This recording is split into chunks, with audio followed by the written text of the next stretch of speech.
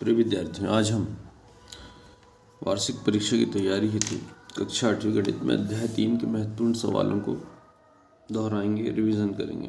तो इसमें वस्तुनिष्ठ प्रश्नों में पहला है कि समांतर चतुर्भुज की आमने सामने की भुजाएं होती है। तो समांतर चतुर्भुज में हम जानते हैं कि सामने की भुजाएं बराबर होती है और एक दूसरे के समांतर होती है, तो इसलिए बराबर और समांतर इसका सही उत्तर होगा।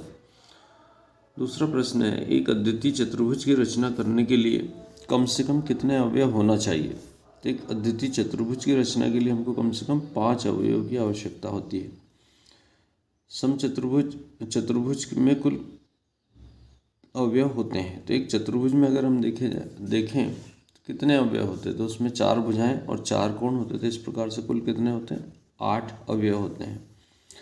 अगला प्रश्न है कि एक समचतुर्भुज के विकर्ण एक दूसरे को काटते हैं। तो एक समचतुर्भुज के विकर्ण जो होते हैं एक दूसरे को समकोण पर काटते हैं, कभी भी वो समकोण पर एक दूसरे को काटते हैं। इस प्रकार हम देखें, एक समबहुभुज होता है। तो समबहुभुज जिसकी चारों भुजाएं बराबर होती है, तो ऐसा समबहुभुज जो होता है वो समबहुभुज और समकोणिक, उसके कोण भी बराबर होते हैं, भुजाएं भी बराबर होती है, तो इसलिए उसको हम कहते हैं समबहुभुज कहलाता है। फिर एक अगले प्रश्न में देखें कि समबहुभुज का प्रत्येक कोण बाह्य कोण होता है। तो समबहुभुज का बाह्य कोण और भुजाओं में एक निश्चित संबंध होता है, तो वह होता है 360 अंश बटे भुजाओं की संख्या। अगर हम इसको हल करते हैं तो इसमें हम बाह्य कोण का मान ज्ञात कर सकते हैं। इसी प्रकार से अगर हम देखें कि n भुजाओं वाले समबहुभुज में प्रत्येक अंतःकोण, तो इसमें अंतःकोण अगर ज्ञात करना हो किसी समबहुभुज का, तो उसके लिए सूत्र होता है कि n ऋण 2 गुणित 180 बटे n। इससे हम उसका प्रत्येक अंतःकोण ज्ञात कर सकते हैं। इसी प्रकार हम देखें इसमें 10वें प्रश्न में कि निम्न में समबहुभुज नहीं है। तो इसमें से कौन सा समबहुभुज नहीं है, तो अगर हम देखें कि समबहुभुज, इसमें समबाहु त्रिभुज तो होता है समबहुभुज। आयत की भुजाएं, आमने सामने की भुजाएं बराबर होती है, परंतु चारों भुजाएं बराबर नहीं होती, इसलिए आयत ही क्या होगा, समबहुभुज नहीं होगा। इसी प्रकार हम महत्वपूर्ण सवालों में लघुत्तरीय प्रश्नों में देखें कि प्रश्न क्रमांक 1, निम्नलिखित आकृतियों में x का माप ज्ञात कीजिए। तो जैसे ये आकृति दी गई है, इसके अंदर यहाँ 3 कोण दिए गए और x का मान नहीं दिया है। तो ये एक चतुर्भुज है, चतुर्भुज के तीनों अंतःकोणों का योग 360 अंश होता है, इसलिए यहाँ पर x धन, ये तीनों कोण जोड़ लेंगे तो x धन 120 धन 130 धन 150 बराबर 360 अंश।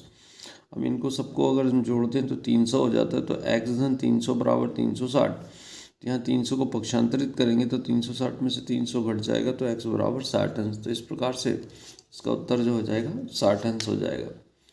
इसी क्रम में महत्वपूर्ण सवालों के क्रम में अगर हम देखें तो यहाँ एक प्रश्न है कि आकृति में कोण x की माप ज्ञात कीजिए। तो कोण x की माप ज्ञात करना, तो यहाँ अगर हम देखें तो इसमें बाह्य कोण दिए गए हैं।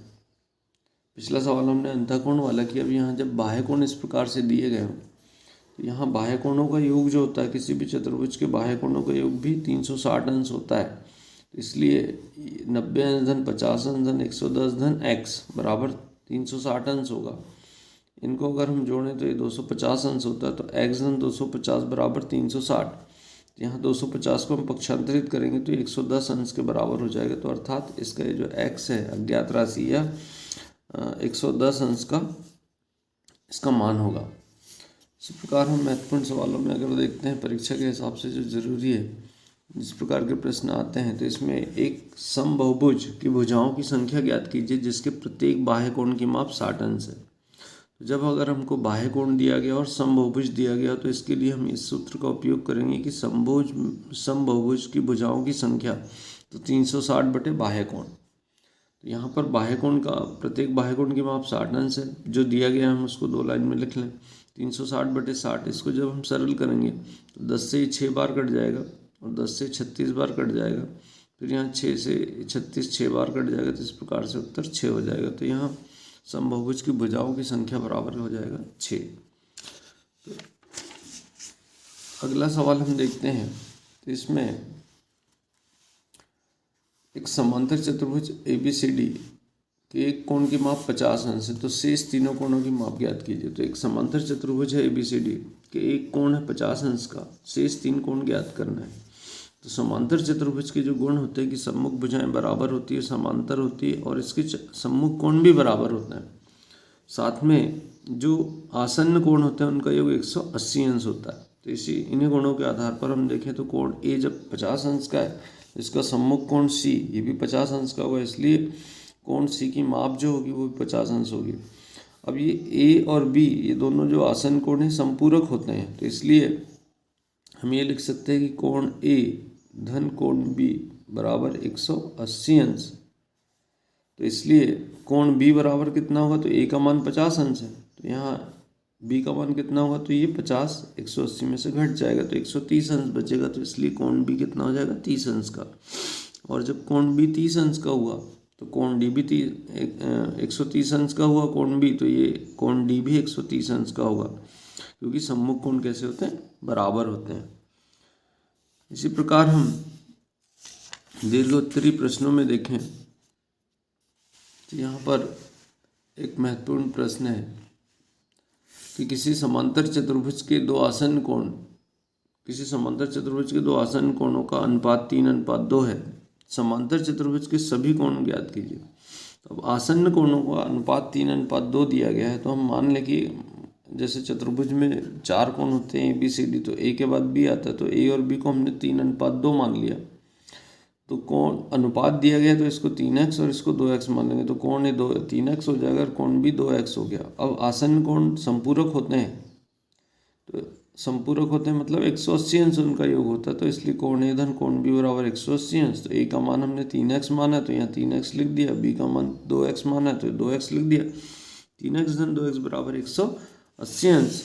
तो अगर इसको हम हल करेंगे तो यहाँ पर 3x और 2x 5x हो गया, तो x बराबर 180/5, तो इसको 5 का अगर इसमें भाग दे तो 36 अंश आ गया। तो कोण ए 3x था तो 3 × 36 बराबर 108 अंश हो जाएगा, और कोण बी 2 × 36 बराबर 72 अंश। तो इस प्रकार से हम देखा कि ए 108 अंश आया, बी 72 अंश आया। अब कोण समांतर चतुर्भुज के सम्मुख कोण बराबर होते हैं, तो इसलिए सी ए के बराबर होगा, तो कोण सी भी 180 अंश का हो जाएगा, और बी के बराबर डी है तो डी भी 72 अंश का हो जाएगा। तो इस प्रकार से इसके चारों कोणों का मान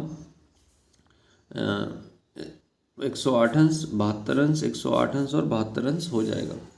अगले सवाल में हम देखें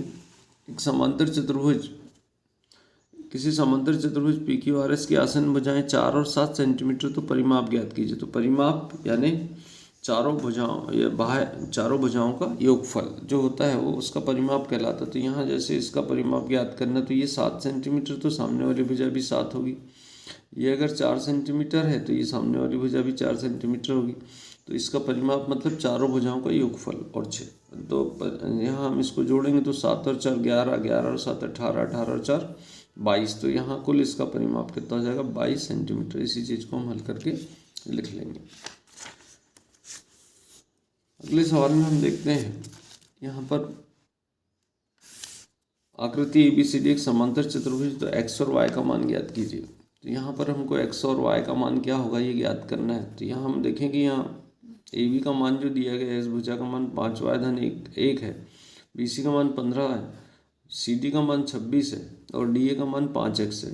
तो हम जानते हैं कि समांतर चतुर्भुज में सम्मुख भुजाएं बराबर होती है, इसलिए AB बराबर CD है DC, तो इसलिए 5y धन 1 बराबर 26 हो जाएगा। तो 5y धन 1 बराबर 26, और इसी प्रकार से 5x बराबर 15 हो जाएगा। तो 5x बराबर 15 लें तो x के साथ 5 का गुणा, तो दूसरी तरफ जाकर भाग होगा।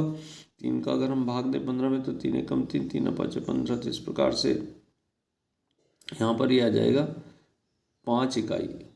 कितना आ जाएगा, 5 इकाई। नहीं, यहाँ पर ये गलत छपा है, यहाँ पर नीचे 5 आना चाहिए, तो 5 से इसको काटेंगे तो 3 हो जाएगा। तो यहाँ उत्तर में कितना आएगा, 3 इकाई।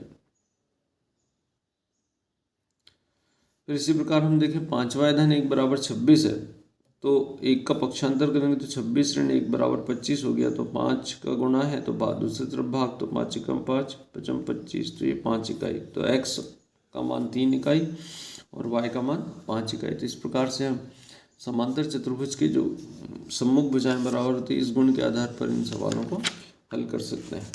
तो इन महत्वपूर्ण सवालों को सभी छात्र इसका बार बार अभ्यास करें जान